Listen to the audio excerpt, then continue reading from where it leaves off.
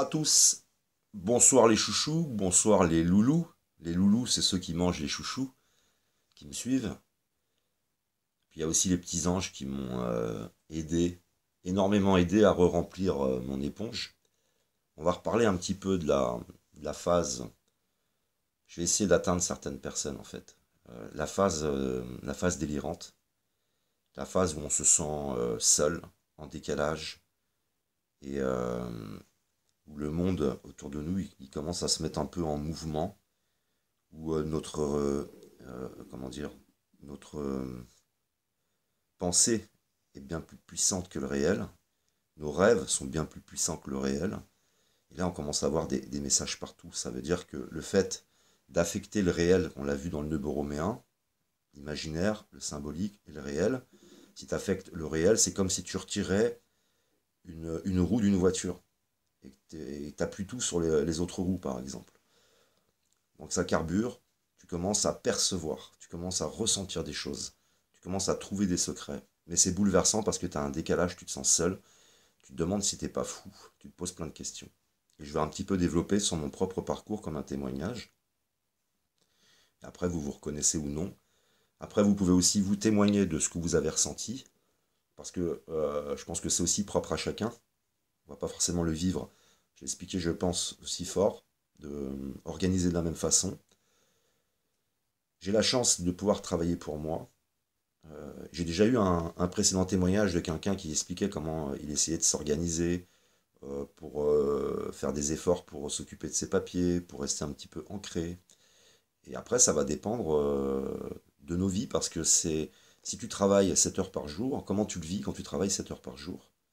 Quand tu as une vie très régulière, tu as des habitudes, comment tu le vis quand tu as des enfants, par exemple? Donc, moi, ma fille est grande, mais si tes enfants ils sont en bas âge, et ça t'arrive. Alors après, il n'y a que le rassemblement de témoignages qui peuvent aider les uns et les autres. Ça veut dire que personne ne va le vivre de la même manière. Donc on a vu ensemble que il y a la phase de l'éponge, t'es vidé, t'es vraiment vidé. Ça c'est ce que j'ai vécu, mais je le mets entre parenthèses parce que je ne sais pas si ça a un rapport, mais je l'ai vécu ça en fait à la fois psychiquement et physiologiquement. C'est une nuit où tu te vides complètement de ton eau. T'es serein, t'es bien. Et puis toute la nuit, tu te vides complètement de ton eau. Le matin, tu te réveilles, t'es en forme. Tu vis quelque chose que tu n'as jamais vécu, en tout cas précédemment. Mais en même temps, je veux dire, habituellement, je serais parti aux urgences, hein. Mais non, non, tu te laisses aller. Alors ça, je le mets entre parenthèses. Est-ce que j'ai cherché sur internet, est-ce que ça a un rapport? Je n'ai jamais trouvé ça nulle part. Mais je le mets entre parenthèses. Je vous ai dit que je ferai une vidéo là-dessus. Je le mets entre parenthèses. Parce que si ça n'a rien à voir, on va se dire après, ben c'est bizarre, moi j'ai pas vécu ça, donc ça n'a rien à voir. Donc je le mets entre parenthèses. Mais je l'ai vécu à la fois psychiquement et physiologiquement. Donc ensuite, tu remplis ton éponge avec le temps de quelque chose de complètement neuf et de complètement nouveau. Et j'avais expliqué, moi mon eau c'était croupi, c'était une mauvaise eau. Et après, bah, tu le remplis avec des choses. Des fois tu te plantes, tu t'égares, tu reviens sur le bon chemin. Et ça a commencé pour moi par la lecture des textes religieux qui vont t'affecter très profondément. C'est hyper dangereux en fait les textes religieux quand tu vis ce processus. Alors la phase délirante, je vous l'ai dit, moi par exemple, je m'étais intéressé à l'affaire Sémoulin ou Boulin, je sais plus, un ministre qui a été assassiné. Et après, je vais passer énormément de temps sur Coluche. Je suis obsédé par son affaire. Ensuite, je vais m'intéresser à The Lost Book Nostradamus. Et c'est là où c'est délirant, c'est que je comprends en fait qu'on arrive dans une période qui est particulière. Ça veut dire que ton quotidien, ce sur quoi tu te projetais, sur ton avenir, les projets, tout s'arrête. Et tu entres peu à peu dans une harmonie en fait avec la matrice. C'est-à-dire que pour moi, tout ce qui était religiosité, fin des temps, apocalypse, tout ça, et là, ça te met dans le système, ça te met dans cette période, ça t'imprègne de cette période. Et donc, comme je vous disais, j'étais un inculte, je ne connaissais absolument rien à la politique, moi je suis le mec qui allait voter, hein. C'est à peine si je lisais vous savez, les prospectus avant les élections. Et je vois qu'on va entrer dans une période que va venir, comme l'explique Jean-Pierre Gagné-Mallet, un avatar. Dans les textes, je parle, hein, là je connais pas Jean-Pierre Garnier-Manet, hein, mais je comprends, et je commence à m'imprégner de cette période, en fait, et de ce qu'on est en train de vivre. À la fois la Renaissance, et c'est ce que je ressens de The Lost Book Nostradamus. Moi, c'est ce que je ressens. C'est vraiment, et c'est puissant. Comme tu es en décalage avec les autres, vous savez ce que j'ai fait là? Je me suis rendu à un journal de presse et j'ai dit, vous savez, c'est important, j'ai découvert ce qui est écrit dans le. Je vais vous raconter la suite, elle est drôle. Hein. Ce que j'ai découvert dans The Lost Book Nostradamus, en fait, François Hollande, il est la représentation du Messie, en fin de compte, des Juifs. Et ce sont des images où François Hollande, il avait été en Israël, il était avec Benjamin Netanyahou. Moi, je ne le connaissais pas non plus, lui. Hein. Moi, c'était les Juifs, hein, c'était l'étoile de David, le drapeau, le rassemblement. J'ai dit, ah, c'est lui. En plus, lui, il faisait tout pour être aimé.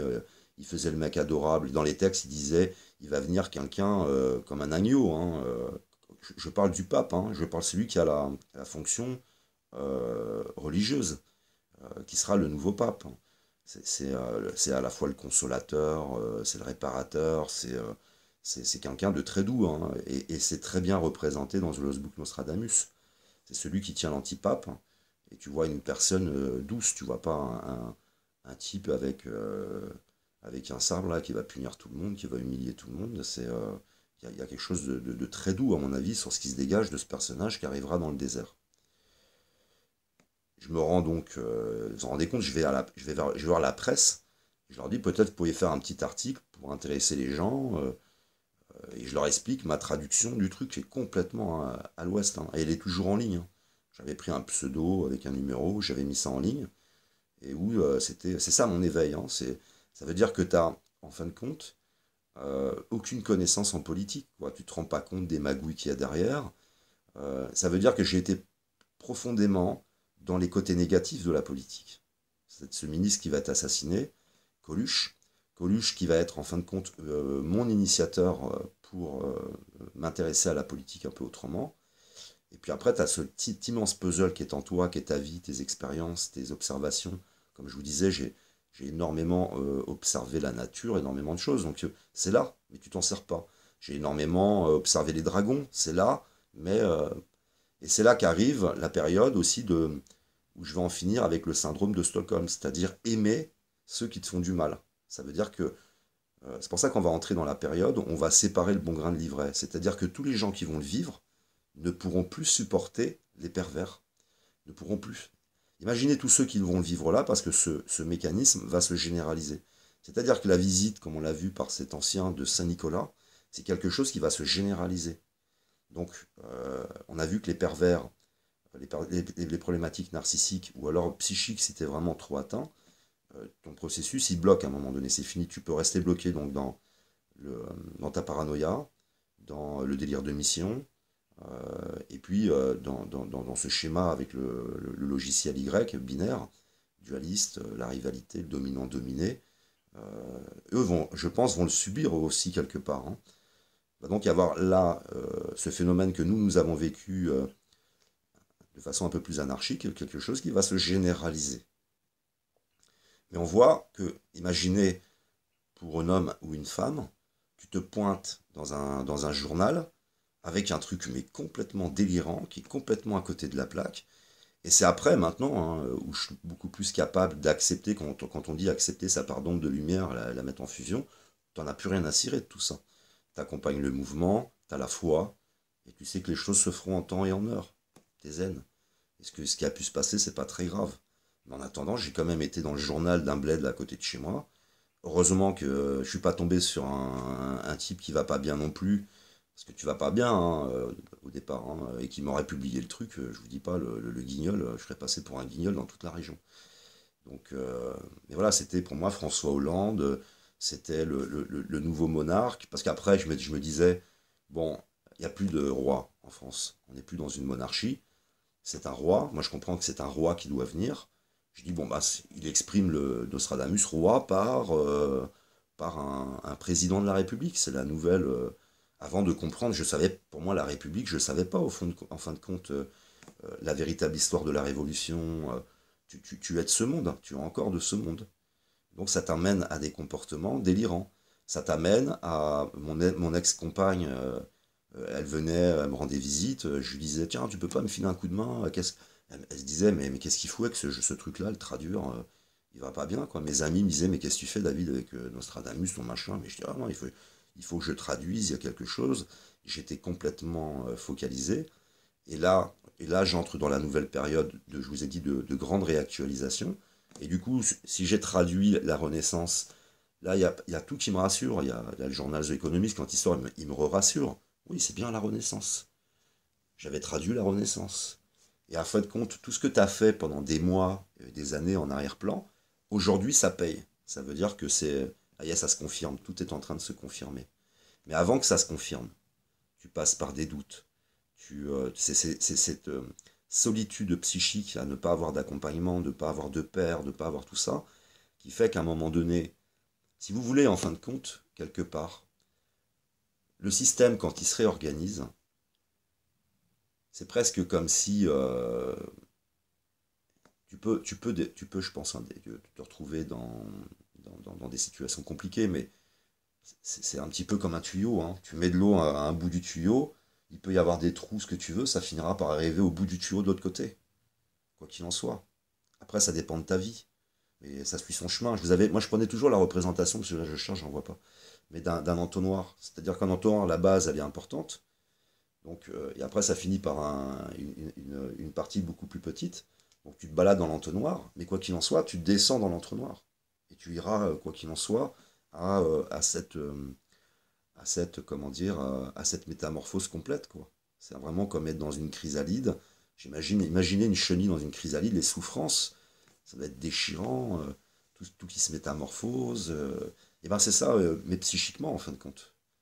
Donc, mais voilà, ce qu'ont vécu les autres auparavant, qui est dans la thèse de doctorat du docteur François Chabot, ben, en fin de compte, c'est la même chose que tu vas vivre, hein. C'est super humain. Et c'est super dangereux puisque tu peux te faire interner. Les autres ne te comprennent plus. J'ai de la chance d'avoir en fait eu dans mon entourage des personnes adorables. Dans mon entourage, j'ai vraiment que des personnes sympas, personnes de parfait, hein, un peu plus parfait que moi, et adorables.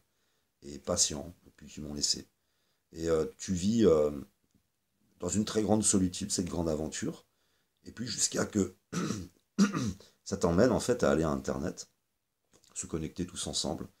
Puis ça commence à prendre son sens. Puis vous voyez, après, c'est super personnel, hein, la façon de le vivre, hein. C'est, il faudrait après arriver à regrouper vraiment un très très grand nombre de témoignages. Par exemple, la thèse de doctorat du docteur François Chabot, c'est quelqu'un qui a vécu des choses que moi je n'ai pas vécues. Parce qu'il arrivait en fin de compte à percer la matrice et à voir les chiffres, par exemple. Ça, je ne l'ai pas vécu. Est-ce que tu le vis à un moment donné, forcément? Je ne sais pas. Vous voyez, je pense on va vivre tous les choses un peu différemment, mais et différemment aussi, et aussi comme il y a autant de traditions, avec dans les traditions des cycles différents. Il y en a qui disent 3 étapes, il y en a qui t'en disent plus, il y en a, les gens l'abordent de façon différente, ils utilisent tous des symboles différents pour cette façon qu'on a à la fois de travailler entre guillemets, son cercle intérieur, le cercle avec les autres, et l'univers, par exemple, hein. C'est plein de dimensions différentes qu'il faut aller percer, puis aller chercher cette information. Mais je voulais parler de ce côté délirant, c'était important pour moi, parce qu'il y a de nombreuses personnes qui témoignent dans les commentaires de par leur façon de communiquer. C'est pas des témoignages directs, mais tu les vois qui sont dans la phase où tu touches plus le sol, en fait, hein. Là, tu es complètement perché, et, euh, et en fait, on ne les comprend pas. Puis dans la violence actuelle, en fait, c'est d'autant plus bouleversant. C'est pour ça que j'imagine, sans difficulté, que les choses vont s'accentuer, exactement comme les messages, on a vu ensemble les roues qui apparaissent, le rouge, les gilets jaunes, la métamorphose, te réveiller au milieu d'un bordel. Je me serais réveillé, parce que je pense que aussi, c'est vous qui me l'aviez partagé, que les choses sont aussi en rapport, par exemple, au signe, comment dire, du calendrier zodiacal. Donc, j'ai pris le chemin à un moment donné, je prends le chemin, tu prends le train en fait à un endroit, et il y en a d'autres qui prennent le train plus tard. Ils vont devoir vivre eux aussi tout ça. Et dans une période bouleversante, ça doit être catastrophique. C'est-à-dire que là, ça se durcit, on voit que les problématiques se durcissent, hein, que ce soit diplomatique, économique, dans tous les domaines. vivre le processus à ce moment-là, où nous, on a eu le temps. Ça fait des années qu'on échange, ça fait des années que j'ai pu, tout compte fait, la remplir patiemment.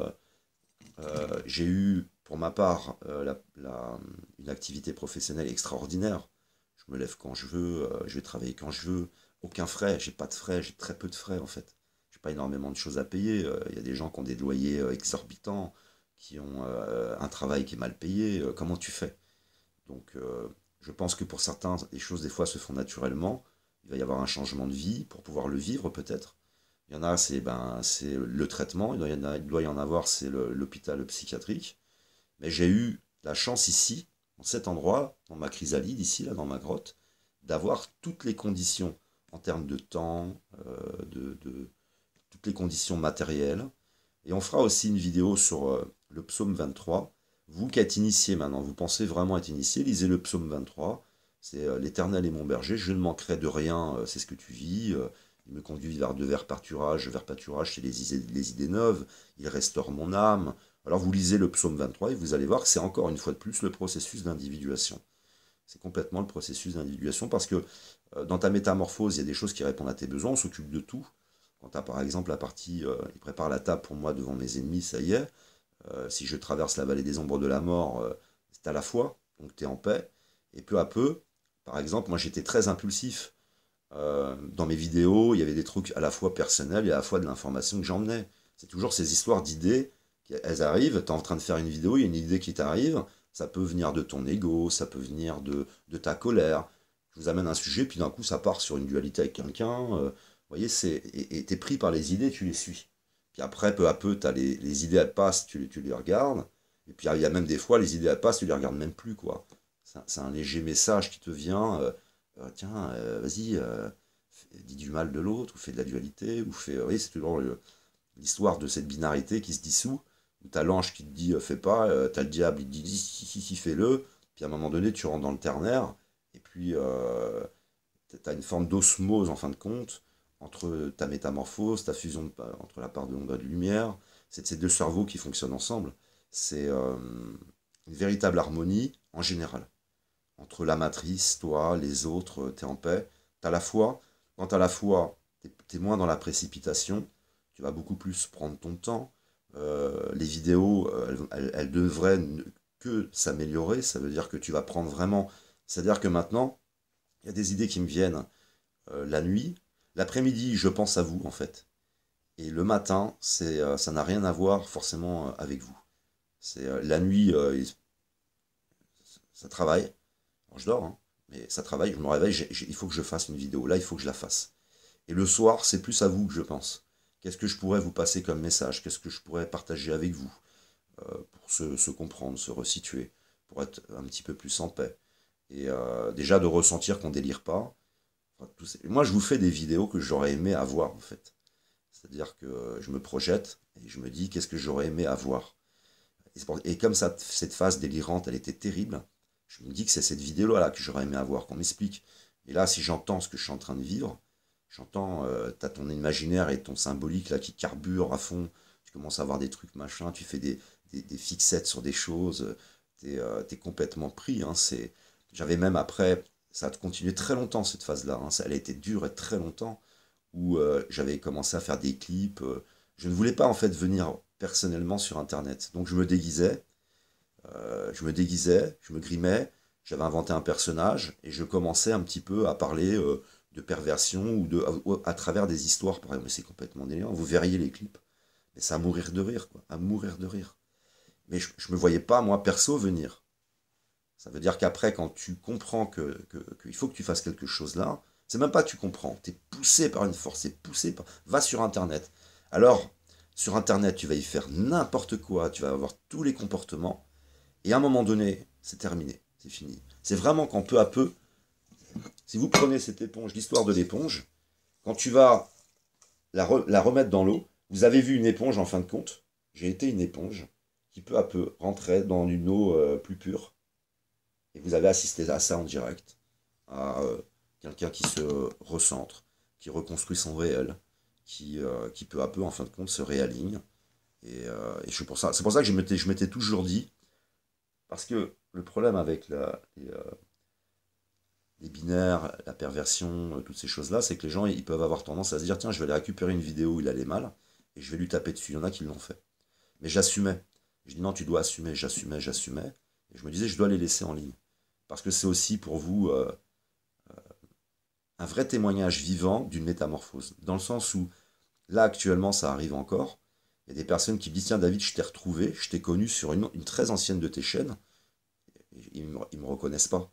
Ils disent, mais attends, c'est pas possible, comment il a changé, quoi. Et ça parle, du coup. Tu te dis, ça parle, quoi. C'est vraiment... ça marche, quoi. Il n'y a pas de souci. Puis voilà, puis on rentre en plus dans la période maintenant de renaissance. Et ce que j'aime dans la période de renaissance, c'est que c'est toujours en lien avec la chrysalide. C'est la renaissance. Vous voyez, il y a vraiment... tout est clair maintenant. Entre la période de renaissance vue là, dans The Lost Book Nostradamus, vue dans le journal The Economist. Nous, on est en train de développer sur le processus d'individuation qui est la renaissance. Et vous voyez, tous les filtres, en fin de compte, tout le pulse est en train de se rassembler et les choses deviennent claires. Et du coup, tu n'es plus dans la paranoïa, tu n'as pas peur, tu n'appréhendes pas les choses. Et après, tu accompagnes le mouvement. Tu sais que tu vas accompagner le mouvement. Tu veux pas de violence avec le mouvement. Si par exemple, je voulais forcer à faire des vues, faire du putaclic, ça veut dire que tu n'es pas en phase. C'est que tu crois pas, tu n'as pas la foi. Tu penses qu'il faut forcer. Et que aussi, d'après ce que j'ai lu, c'est suite à un partage d'Apolline, on est caché, nous, en fin de compte. Et on doit rester caché. Quand je dis caché, c'est pas se cacher de tout le monde. Et ça sert à rien d'aller faire du cinoche, d'aller faire du putaclic, de la provoque, de la machin, etc. Pour rester tranquille, les choses vont se faire en temps et en heure. On est dans une matrice qui, pour moi, en tous les cas, est extraordinaire. Il n'y a pas à se prendre la tête, il n'y a pas à forcer. Il faut être serein, il faut être zen. Il faut continuer à le vivre. Moi, je continue là mon processus avec un sentiment d'une dernière phase qui va être très particulière. De, encore de dévoilement, encore de ressentis encore différents. Euh, c'est la fin, quoi. C'est les dernières petites connexions. Et comme c'est en fait, voilà, j'ai envie de dire, je ne suis pas éclairé encore. Voilà, tout simplement. Et qu'en fait, la dernière phase, tout se met en marche et tout s'éclaire. Et un petit peu comme je vous l'expliquais pour le mouvement global, pour ceux qui veulent, qui tomberaient sur la vidéo, le mouvement global, sur la vidéo que j'ai fait sur Majidou Kasha, les secrets des initiés, il y a un mouvement global qui doit s'éclairer, et nous, on doit s'éclairer individuellement. Et c'est cet éclairage, je pense, que je vais ressentir dans les semaines ou les mois à venir. C'est la fin. Parce que là, vraiment, là, ça bouge hein, chez moi. Hein. Là, les gilets jaunes, ça m'a poussé à faire des recherches, ça m'a poussé à comprendre des choses, et ça recrée encore une forme de logique. Hein. Je peux être en train de délirer, mais je ne le crois pas. Mais ça recrée une forme de logique, ça recrée donc de l'harmonie entre toi et ton environnement, entre toi et les autres. Et puis, je crois qu'après, il y a un moment donné, où je vous avais expliqué, c'est le dernier grand écart, je pense que c'est là que ça s'éclaire. Ça veut dire que tout ce que tu pensais, tout ce que tu as recherché, tout ce que tu as étudié, devient maintenant plus une supposition, mais le réel. Et si vous voulez, nos recherches m'amènent à une garantie du réel. C'est-à-dire que ce que je m'imagine, tant que ça ne se réalise pas, tu te dis c'est des suppositions. Comme le type qui va te dire il va y avoir des attentats pendant la manif. Bon, bah, tu vas à la manif, il n'y a pas d'attentat. C'est fini. Bah, c'est un peu la même chose. Ça veut dire que tout ce que tu t'imagines qui doit se produire, si ça arrive, alors yes, chez toi, tout est harmonieux, tu es en paix, tu as de moins en moins besoin de te justifier. Non, non, bah, tu peux me raconter toi tes théories, je les écoute. Il faut que tu aies quelque chose de solide pour changer ma théorie. Elle est dedans. Ma théorie se réalise. Et là, en plus, tu es heureux. Tu reprends confiance en toi. Je dis pas que tu es heureux des événements, de tout ce qui arrive. Hein.